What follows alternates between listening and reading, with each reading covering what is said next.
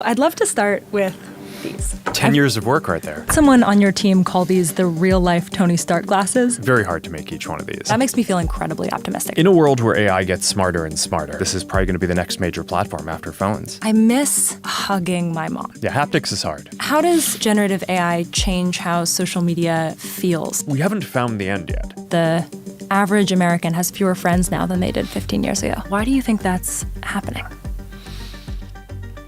I mean, there's a lot going on to unpack there. I'm about to interview Meta CEO Mark Zuckerberg. Mark Zuckerberg. There are not that many people with more power over what our future might look like. Nearly half the total human population now uses Meta products. And I just tested some of their new tech that feels like science fiction. This is crazy. Mark Zuckerberg and the team at Meta are imagining a future that billions of other people might actually end up living in. So my goal for this conversation is to try to figure out what that future really looks like, to paint a picture of the future Mark Zuckerberg is trying to build, so that you can decide for yourself what you think of it. Welcome to the first episode of our new series, Huge Conversations.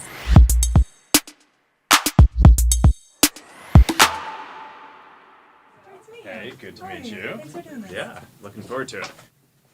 Awesome. I'd love to tell you what my goal is of this conversation. Go for it. So we have a show called Huge If True, which is this very optimistic show about science and technology and the potential futures that we can build.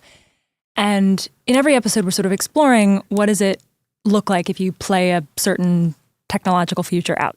And so my goal in this conversation is to try to help people see the future that you're imagining when you're building the products that you and the Meta team are building. What are you imagining this looks like in the future? How are you imagining people use this? Sure. All of that. Yeah. Cool. All right. Awesome. So I'd love to start with these. Let's do it. 10 years of work right there. I got to demo them a little bit earlier today.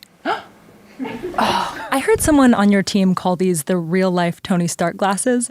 We're getting there. But I'd love to just hear in your voice, what are these? Well, these are the first full holographic augmented reality glasses, I think, that exist in the world. We've made, I think it's a few thousand or something, right? Very hard to make each one of these. But this is the culmination of 10 years of research and development that we've done to basically miniaturize all the computing that you need to have glasses, not a headset, but glasses that can put full holograms into the world with a wide field of view. So you can imagine sort of in the future, we'd be having a version of this conversation where, you know, maybe I or you are not even here. It's like one of us is physically here and the other one is here as kind of a full body hologram. And it's not just a video call. You can actually interact. You can do things. I mean, in the demo, we had the ping pong and games and things like that. But I mean, you can interact. You can work together. You can play poker, play chess, whatever. Like the holographic cards, holographic board game. I just think it's going to be wild. It's going to remake, I think, so many different fields that we think about today, from how we work and productivity to a lot of things around science, a lot of things around education, entertainment, fun, gaming. But this is just the beginning. This is the first version. It's a prototype version that we've made in order to develop the next version, which is hopefully going to be the consumer one that we sell to a lot of people. Why build these? Well, I think it's going to be the next major computing platform. So if you look at like the grand arc of computing over time, you've gone from like mainframes to computers that basically like live on your desk or on a tower, to phones that you have in your hand that you basically can take with you everywhere that you want, but it's pretty unnatural, right? It takes you away from the world around you. And I think that the trend in computing is it gets more ubiquitous, it gets more natural, and it just gets more social, right? So you want to be able to interact with people in the world around you. And I think that this is probably going to be the next major platform after phones. I'll give these to you. These are the clear ones that show all of the whole technology. thing is a special edition, and this is like a really special edition. There's not a single millimeter of space. It's, everything in here, from the micro projectors that basically shoot light into the waveguides, right? It's a special type of display system. I mean, these aren't normal displays like you have in a phone or a TV or computer, like the type of displays that people have been building for decades. It's a waveguide system. The projector that's shooting light basically goes into these nano etchings across the waveguide that are what catches and creates the holograms. In order to synchronize that with where you're looking, there's eye tracking and little cameras. They illuminate your eyes.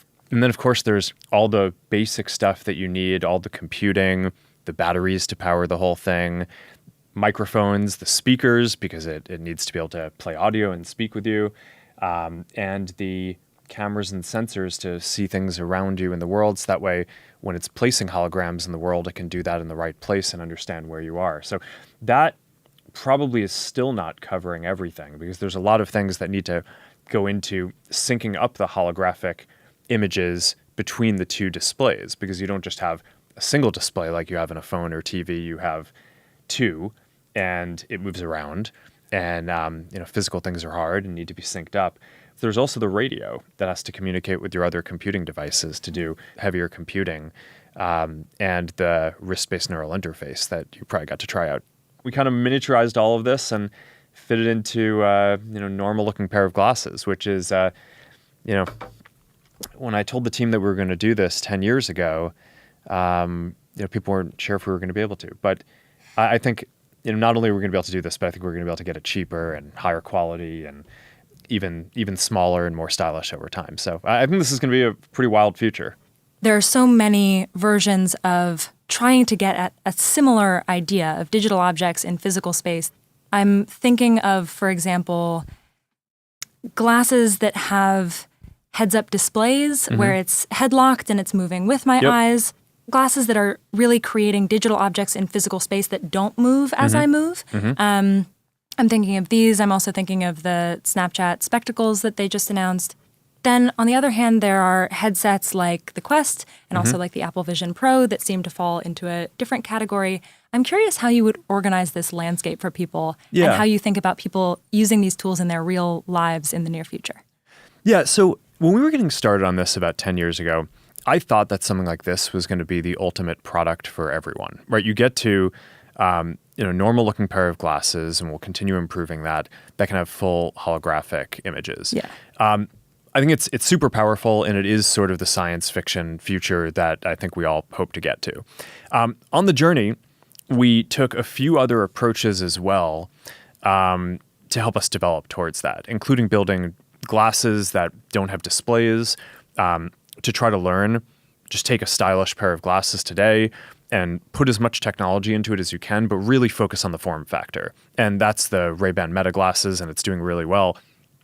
And initially, we thought that was sort of intro product for us to learn how to build this.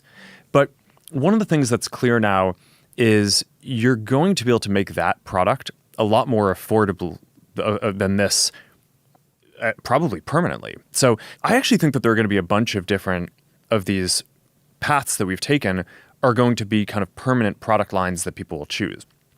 I think you'll see displayless glasses like the Ray-Ban Metas continue to get better and better. Great for AI. No display, but you can talk to it. It can talk back. I think that there's going to be something in between these that's basically a heads-up display. So it's not a 70-degree field of view. Maybe it's a 20-degree or 30-degree field of view. So that's not going to be what you want for putting kind of a full hologram of a person or interacting with the world around you. But it's going to be great for, when you're talking to AI, not just having voice, but also being able to see what it's saying. Yeah. Right? Or being able to text someone with your wrist-based neural interface and then have their text show up rather than having it read to you, which is, we read faster than we can listen. Or getting directions, right? Or just being able to search for information and get all that. So there's a lot of value for a heads-up display. That will be somewhat more expensive than the displayless glasses, but somewhat cheaper than this. Then I think you're going to get this. It's going to be probably the most premium and expensive of the glasses products, but hopefully still something that, like a computer, is generally accessible to most people in the world. But I think that there are going to be all of those. And I think people will like them. I also think that the headsets that people are using around mixed reality will continue to be a thing too, because no matter how good we get at miniaturizing the tech for this, you're just going to be able to fit more compute into a full headset. Fundamentally, our mission is not build something that is advanced and only a few people can use. We want to take it the last mile and do all the innovation to get it to everyone. We just shipped or announced Quest 3S, the new mixed reality headset. We basically are delivering high quality mixed reality for $299. I was really proud last year when we delivered Quest 3, the first kind of really high quality, high resolution, color mixed reality device for $500, right? It's like a fraction of the cost of what the competitors are doing. And I think it's actually higher quality in a lot of ways. And now we've just doubled down on that. So I think that they're all actually going to end up being important long-term product lines. Displayless, heads-up display, full holographic AR, full headsets. I think that they're all going to be important. Yeah.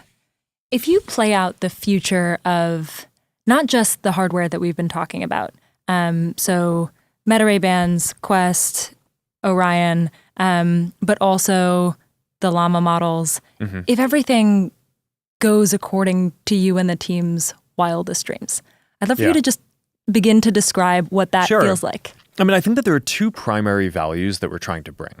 On the AR and kind of mixed reality side, the main value we're trying to bring is this feeling of presence, right? So there's something that I think is just really deep about being physically present with another person that you don't get from any other technology today. And I think that that's the thing when people have a very visceral reaction to experiencing virtual or mixed reality. What they're really reacting to is that they actually, for the first time with technology, feel a sense of presence, like they're in a place with a person. And that's super powerful. Like I've focused on designing social apps and experiences for 20 years. That's sort of like the holy grail of that, is being able to build a technology platform that delivers this like deep sense of social presence. The other big track is around personalized AI. And for that, and that's sort of where Llama and Meta AI and all of those things are going. There's all this development that's going into making the models smarter and smarter over time. But I think where this is going to get really compelling is when it's personalized for you. And in order for it to be personalized for you, it has to have context and understand what's going on in your life, both kind of at a global level and like what's physically happening around you right now. And in order to do that, I think that glasses are going to be the ideal form factor because they're positioned on your face in a way where they can let them see what you see and hear what you hear, which are the two most important senses that we use for kind of taking in information and context about the world. I think that this is all going to be kind of really deep and profound stuff. But it's basically those two things. It's this feeling of presence and this capability of really personalized intelligence that can help you. I'd love to talk about each of those two things. The first on presence, I owe a lot to being able to connect with people online, right? This job that I have is by definition that. Yeah. Also with my family. My parents don't live anywhere close to me. I video call them a lot. And when I think about the progress of technology like this, in a timeline from like the telegram to the telephone to video call to some feeling of presence with another person who feels like they're right there in front of me. That makes me feel incredibly optimistic. I would love a future where like I can lose in Scrabble to my mom and feel like she's really there in front of me. Yeah. And it feels like we're not that far away from something I agree. that persuades my brain that that's happening. Yeah, totally. And also, I miss hugging my mom, right? Like that never goes away. Yeah, haptics is hard. Yeah. And so my question is about that. It's about this feeling of like, it's hard for me to imagine a future where real physical presence is not different and special in some way, where I don't miss literally hugging my mom. Yeah. And I'm curious how you think about the parts of human connection that are eye contact and physical touch and things that our ape brains value for connection with other people. Yeah, well, eye contact I think we're going to get to a lot before the touch part. For haptics, I do think we'll make progress on that, but it's obviously, there's a spectrum there too, from kind of hands, which is where if you draw out the kind of like homunculus version of a person in terms of like what are our kind of sensory, what's like the majority of what we're sensing. It's like funny. it's hand. Yeah. So I think being able to do that for your hands is probably the most important place to start. And you have a rough version of that with controllers today. I think that'll get even more over time. We have this demo playing ping pong where you have a controller where as the digital ball hits the ping pong paddle, you feel it hit as if it's hitting the ping pong paddle wherever it is. So you actually have a sense of like where it's hitting the paddle. So I think that was just a wild demo. So I think we'll get some of that. The most extreme version of this is wanting force feedback, right? So I mean, like for doing a lot of sports, right? It's like, okay, we can kind of do a good approximation of like boxing today, or you get like good feedback on your hands, but it would be hard to do a virtual reality version of jiu-jitsu where you're like grappling with someone and you need like real kind of force feedback on that. So that's probably like the hardest thing, right, to go do. But I think we'll get there. I think like most science fiction, it's not this binary thing that you just like wake up one day and we're like, oh, we've realized all the dreams. But I do think that these platforms are going to be the first time that I think that there's a realistic sense of presence in all the ways that that's special to people for most things that people want to do, which are not the most physical ones. And even some of the basic physical ones I think we'll get. But then there's a long tail of other stuff. I mean, smell is also really important for people. Yeah. Right? I think it's disproportionately important for memories. And that's not really a thing that I think in the next few years we're going to have in any of these devices. I mean, that's a very difficult and challenging thing on its own. What is the piece of that you feel most interested in, that you keep coming back to in your mind? This has the frustrating property to develop that the sense of presence is almost like when you're designing something that's sort of trying to artificially deliver it, you're delivering an illusion to a person. And more than any one thing that provides a sense of presence, it's actually more the case that any one thing done wrong breaks the sense of presence. You kind of know that you're interacting with technology, but it's so convincing that that you just kind of go along with it. And you're like, okay, yeah, no, this person feel like they're there, right? When I did that ping pong demo, at the end of it, I dropped the ping pong paddle on the virtual table and it shattered. So that was not the best for our internal development, but like that's winning in our development, right? It's like when you feel like something is kind of so realistic that you're just convinced that that it's there. Now, and there are a lot of things that can break that, right? So I think a field of view that's too low, right? So something feels real, but then you turn your head and it's not there. Latency, right? Physics that don't behave like realistic physics. It also is interesting in some ways what people can accept as physically real, even though it's not, right? So like we've done a ton of work on avatars. We have this whole work stream on codec avatars to do these photorealistic avatars. And I think it's going to be incredibly compelling and people are going to love it. But one of the things that I found interesting is the ability to mix photorealistic and expressive, kind of the cartoony avatars, with photorealistic worlds and kind of more cartoony computer game type worlds. So you can have a codec kind of photorealistic avatar of a person in what is clearly like a video game or cartoon world.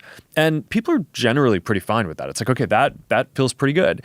And similarly, having a photorealistic world, but good, increasingly good kind of cartoon avatars, as long as the avatars move in a way that feels authentic to the person you're interacting with, it actually feels pretty good. It's when you look at a 2D still frame of it, some of the stuff can look a little bit silly, and we've certainly had our share of memes around that. But when you're in there, and you've played around with a lot of the stuff, it feels realistic because it's basically mimicking the kind of authentic mannerisms of a person that you're interacting with. Yeah. And even if it's not a codec photorealistic avatar, if it's kind of a more cartoony expressive one. So I think that's it's very interesting to see kind of which pieces you need to unlock and where you just need to be like very technically excellent and consistent. But it's this isn't a space where it's like you deliver one thing and it's good. This is like there's a wide breadth of things that you need to nail and then have it all come together. And that's why these are, 10-year projects. It seems like an interesting way to learn about the human brain and what we actually care about with respect to what feels real. I was wondering about, there was this moment in an interview that you did with Lex Friedman. You quoted research that says that the average American has fewer friends now than they did 15 years ago. Yeah. And I was so interested in that because it seems like if we want to get to a world where there's more human connection, this is the trend that we're going to have to grapple with. And just to give some data on this, in the American Time Use Survey, over the last 20 years, the amount of time American adults spend socializing in person has dropped by nearly 30%. For ages 15 to 24, according to the Surgeon General, it's nearly 70%. And I look at that data and I think to myself, well, maybe if we're all socializing digitally, that doesn't matter so much. Maybe there's a future where that's actually fine. But there's also data that suggests that we're struggling somewhat. The number of Americans who say that they don't have a single close friend, that share has jumped really from 3% to 12% in the last 30 years. It feels to me like with all the tools that we've built for human connection, we're struggling to connect. And I'm curious, why do you think that's happening? I mean, there's a lot going on to unpack there. A lot has changed sort of economically and socially during that period, and a lot of those trends go back before a lot of the modern technology. So I mean, this is something that a lot of academics and folks have studied, but it is an interesting lens to look at this, though, because I think whenever you're talking about building digital types of connection, one of the first questions that you get is that going to replace the physical connection? And my answer to that, especially in the case of something like this, is that no, because people already don't have as much connection as they would like to have. It's not like this is replacing some sort of better physical connection that they would have otherwise had. It's that the average person would like to have 10 friends and they have 2, right? Or 3. And there's just more demand to socialize than what people are able to do given the current construct. And giving people the ability to be present with people who are in other places physically just seems like it will unlock more. It's not going to make it so, if I have glasses, it's not going to make it that I spend less time with my wife. It's going to make it so that I spend more time with, my sister who lives across the country. And I think that's good. And I think people need that. As for the rest, I think we could probably spend a multi-hour podcast just going into all of the different kind of socio-economic, political dynamics that are going on. But none of the trends that I've seen does it seem like the primary thing that's going on is that because people are interacting online, they're now not interacting with people physically. It's now certainly I think I do interact with people online who I also like to interact with physically, and I think that's kind of like a combination, like more combined, richer relationship that you have overall. But I think that there's a lot going on with the loss of kind of social capital and connections that really predates a lot of the modern technology. The goal of what I'm trying most to learn about is how we can structure the technologies that we use in the future to get toward this future I think you're imagining of more human connection in more ways. I'm curious, you brought up the other big pillar of AI. And in some of your conversations, I'm thinking of a conversation with Tim Ferriss in particular, you talked about a lot of different use cases of AI. And they seem to me to fall on somewhat of a spectrum. Mm-hmm. Like, for example, you mentioned automatic real-time translation. Mm-hmm. It's like basically the Star Trek translator, universal translator. I think we're pretty much there. Yeah. And that's one example on one end of the spectrum where some people might argue that there is a chance that someone is less likely, for example, to learn a language because we can all speak to each other in real time in different languages. I think nobody would really argue that therefore we shouldn't have that kind of universal translator, right? Also, like, a lot of one end people the still spectrum learn that's Latin like, and Greek. Right, exactly. Yeah, so And so I think that end of the spectrum is something like technologies that really measurably unlock our humanity because they remove a struggle between people. And then on the other end of the spectrum, there are a lot of educational things, for example, where the struggle is kind of the point, right? Like it's like building a muscle. Like I can think of so many times in my life where like the reason why I was doing something was not the output. It was the fact that I was trying so hard to do it. There's one example in the Tim Ferriss interview where you talked about your kids struggling to articulate themselves emotionally. And adults very much have the same problem. And you talked about AI as a way to help them articulate those emotions. Yeah.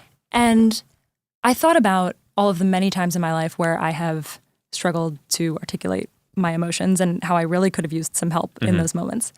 And I also found myself thinking about the times when that was really building a muscle, where like the act of struggling to communicate with someone and understand what they wanted from me was important to my development. And so my question is, if you think about that as a spectrum between things that are really important to our humanity and the struggle being removed is helpful, versus things where the struggle is the point and it unlocks something about our humanity and is important to preserve, like building a muscle.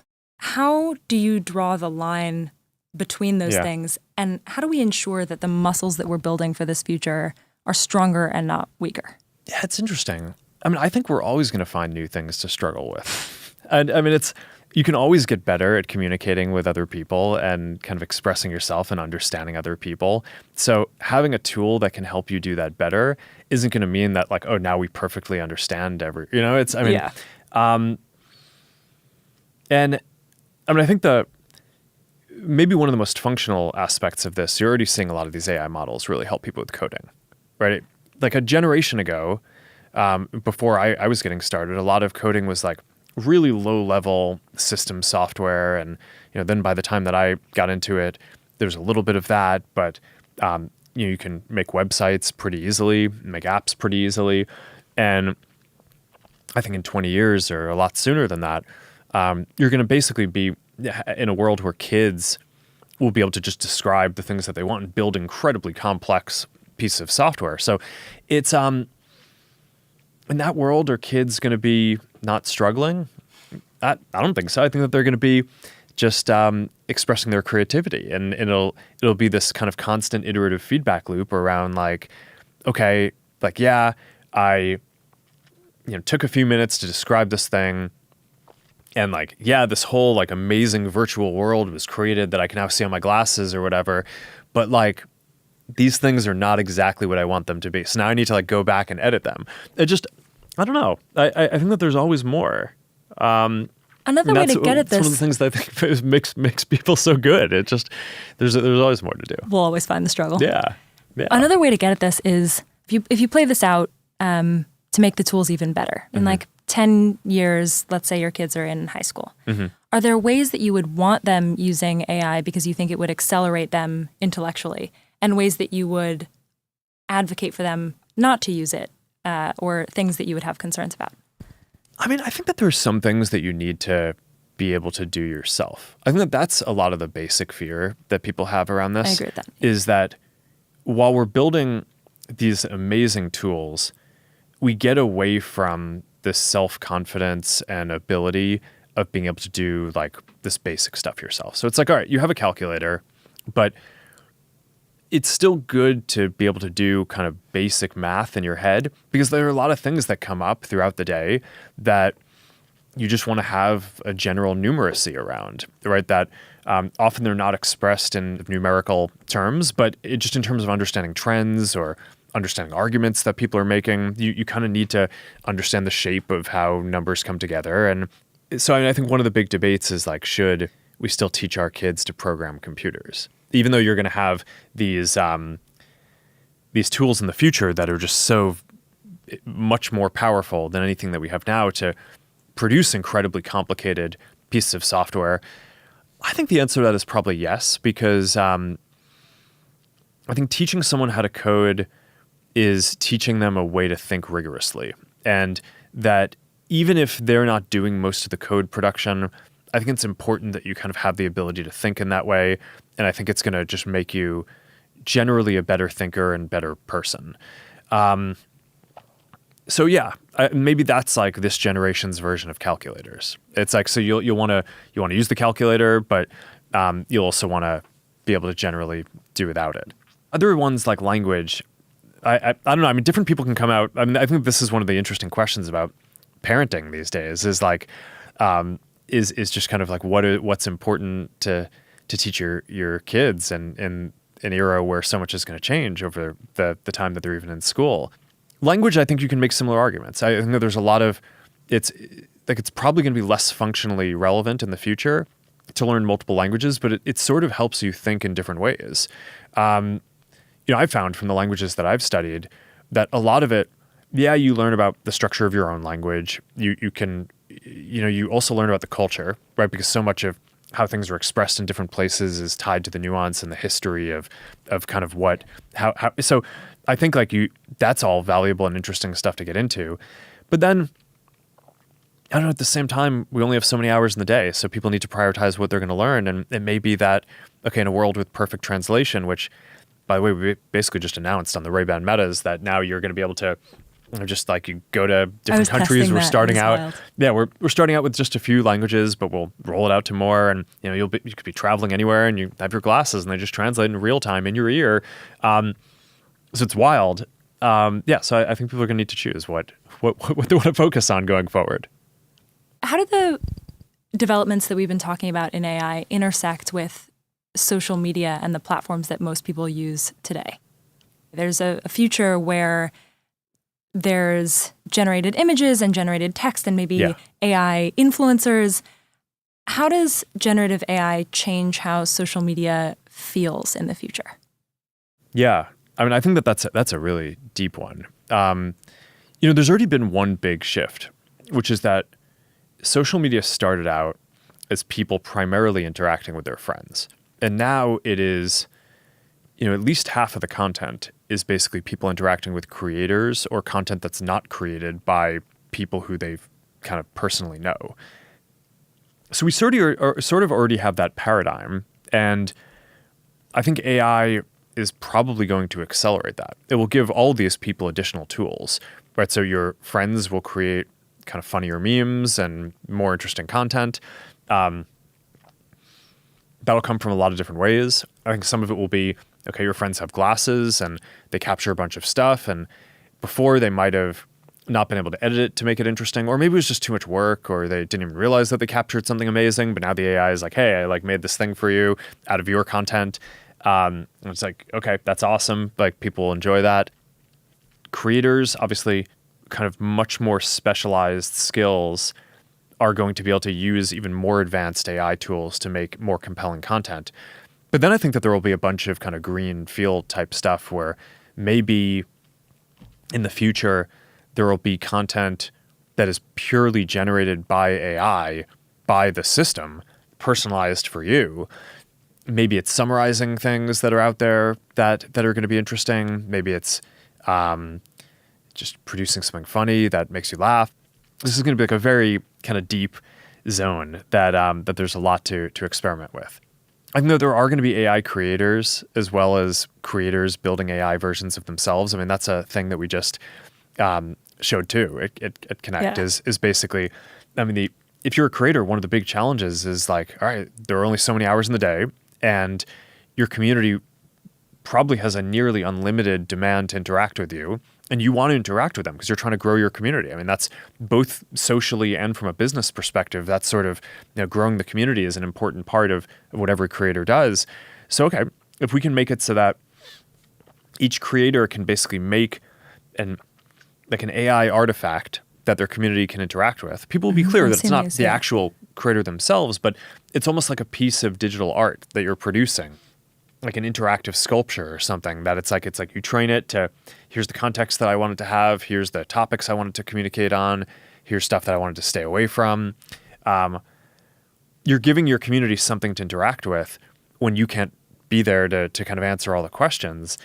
And I think that that's going to be super compelling. So there's like all these interesting things, but I think AI, it's kind of like the internet in a way where it's probably going to change almost every field and almost every feature of every application that we use. It seems sort of hyperbolic to say that, but I do think that's true. And it's just hard to sort of enumerate all the different things up front. But I think that over the next 5 to 10 years, we're just going to explore the impacts in each of these areas. And it's going to be like an amazing amount of innovation and really exciting. I feel two things simultaneously when you say that. I feel both like I really want to be optimistic about the future of these platforms. And I obviously have gained so much from an enormous pace of change, right? Like everything that we're doing now. And what I actually feel is worried. I feel some specific concerns around the way that, I might communicate with an audience and the way that they might respond to that, or the way that human communication might change, but also more generalized, just sort of fear of the pace of change and worry. Yeah. And I don't think I'm alone in that feeling. Yeah, and you're supposed to be the optimist. I know. And I'm curious, like, how you talk to people who feel that way. What concerns do you feel are most legitimate, and what do you feel most misunderstood?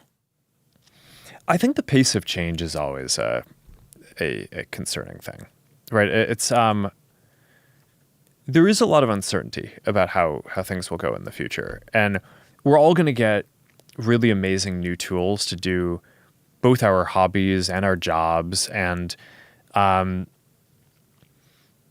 they'll make it so we can do better work and have better lives. But at least on the professional side, it's going to be our responsibility to keep up with that, or else it's going to be difficult for us to compete with other people who are doing a good job of kind of keeping up with the new trends. So I get it. I mean, I think, especially in the, line of work of being a creator, I mean, it's a very sort of competitive space. I don't think that like creators necessarily think about it as competitive, but it is, right? It's like, and so I get it. I think that this is going to make it so that like the quality of work that people produce and how interesting it is and how much they can communicate and like really efficiently is just going to kind of go through the roof. But when you're staring down a set of changes, like that there's some big change coming and you don't know what it is, that's always a time of anxiety. So I get it. If I take my creator hat off and I'm just a person who is young-ish, starting out my career-ish, starting out building a family, how would you advise someone like me to prepare well for the future that we're headed toward, to be able to learn new skills now or just think about this future in an educated way? Yeah. I mean, I just think maintaining curiosity about things is important. I do think we can overstate to what extent the next 10 years is going to be sort of different from the last 10 or 15. I mean, a ton of stuff changed over the last 10 or 15 years too. It's not like this is the only time in history where there's some technology that's going to make it so that there's new opportunities and things change. The internet coming into maturity and everyone having smartphones has already rewired things dramatically. And I mean, maybe the next period will be a somewhat bigger change, or maybe it won't.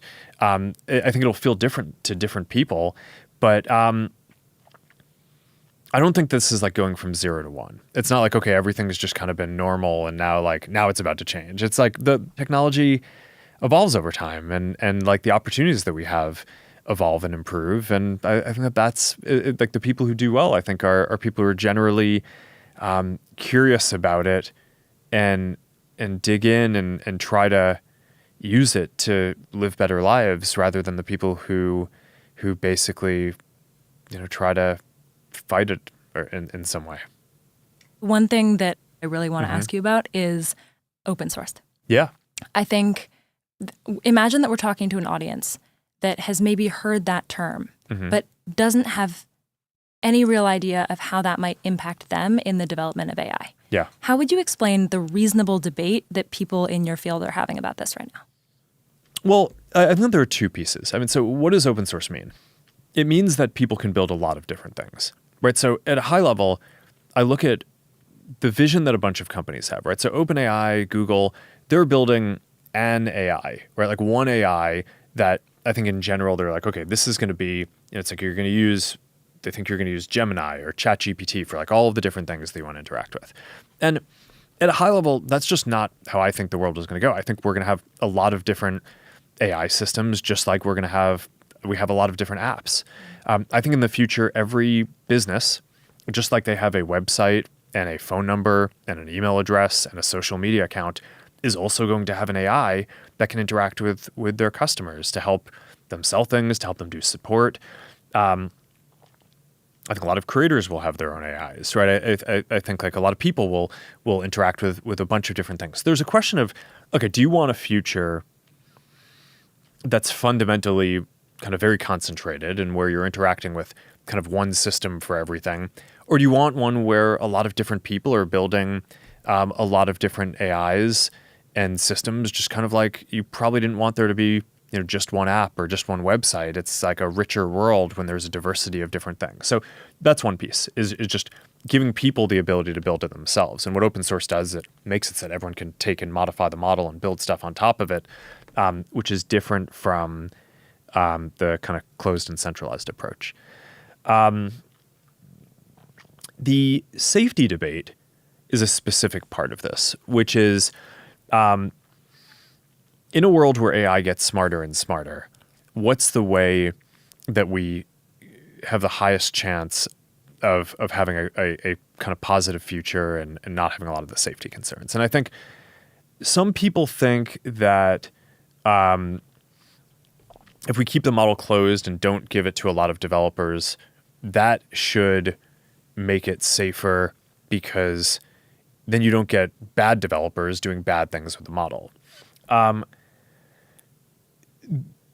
Historically, I think what we've seen with open source is actually the opposite, which is that this is not the first open source project, right? I mean, this has been a thing in the industry for decades.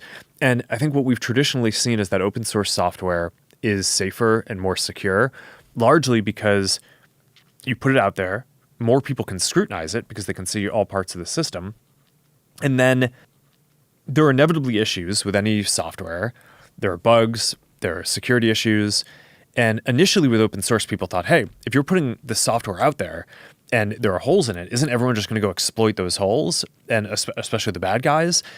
But it turned out that it's sort of in this counterintuitive way that by adding more scrutiny to the systems, the holes became apparent quicker and then were fixed. And then people roll out a new version, just like we roll out a new version of our models, right? Llama 3, Llama 3.1, Llama 3.2, everyone upgrades.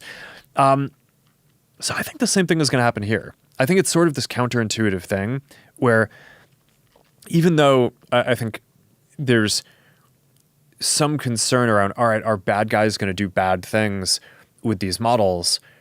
I actually think you just get a kind of smarter and safer model for everyone the more it's rolled out and the more kind of scrutiny is on it. And then part of that is we get feedback and we make the model safer so that as we roll it out to more people, it's safer for more people to use. So I think that the history of open source and the software industry generally would suggest that open source is going to lead to a more prosperous and safer future. Our show is called Huge If True. And what I mean by that is kind of testing the most optimistic, non-obvious thing. Mm-hmm. And so my question to you is, what is the biggest open, genuine question on your mind right now? In which field? You're in so many. I am particularly curious about the combination of AI and hardware, but I realize that we've covered a lot. Mm-hmm. So I'm curious the direction you'd take this on a question that occupies you right now. Gosh, I mean, I think maybe one that's a little more AI specific is there a current set of methods that seem to be scaling very well, mm-hmm. right? So with past AI architectures, you could kind of feed an AI system a certain amount of data and use a certain amount of compute, but eventually it hit a plateau. Mm-hmm. And one of the interesting things about these new transformer-based architectures over the last 5 to 10 years is that we haven't found the end yet. So that leads to this dynamic where Llama 3 we could train on 10 to 20,000 GPUs. Llama 4, we could train on more than 100,000 GPUs. Llama 5, we can plan to scale even further. And there's just an interesting question of how far that goes. It's totally possible that at some point we just hit a limit, and just like previous systems, there's an asymptote and it doesn't keep on growing. But it's also possible that that limit is not going to happen anytime soon, and that we're going to be able to keep on just building more clusters and generating more synthetic data to train the systems, and that they're just going to keep on getting more and more useful for people for quite a while to come. And it's a really big and high stakes question, I think, for the companies, because we're basically making these bets on how much infrastructure to build out for the future. And this is like hundreds of billions of dollars of infrastructure. So I'm clearly betting that this is going to keep scaling for a while. But it's one of the big questions, I think, in the field, because it is possible that it doesn't.